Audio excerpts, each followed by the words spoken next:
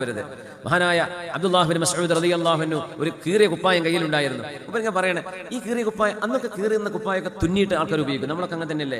സൂചി നൂലും ഒരു വീട്ടിലില്ലാതിരുന്ന കാലം ഉണ്ടായിരുന്നു. ഇപ്പോഴല്ലേ കൊണ്ടുപോയി മാറ്റാൻ തുടങ്ങിയത്. നമ്മളൊക്കെ തുന്നി നടന്നത്. യാ അല്ലാഹ്. ഇബ്നു മസ്ഊദ് ഞങ്ങൾ പറയാം, ഞാനിത് ദാനം ചെയ്യട്ടെ എന്നിങ്ങനെ മനസ്സുകൊണ്ട് ആഗ്രഹിക്കും. പിന്നെ ഞാൻ ചിന്തിക്കും, പടച്ചോനെ, നാളെ ഖിയാമത്ത് നാളിൽ അബ്ദുല്ലാഹ് ബിൻ മസ്ഊദിന്റെ സ്വതക്ക അല്ലാഹ് എടുത്ത് കാണിക്കുമ്പോൾ ഇങ്ങനെ പൊക്കി പറയുമ്പോൾ കീറിയ കുപ്പായല്ലേ അല്ലാഹ് കാണിച്ചു കൊടുക്കുക. അത് മടിച്ചിട്ട് ഞാൻ കൊടുക്കാതിരിക്കുകയാണ്. യാ അല്ലാഹ്.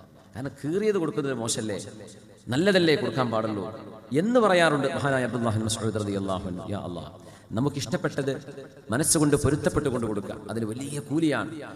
അത് ഈത്തപ്പഴമാണെങ്കിൽ തന്നെയും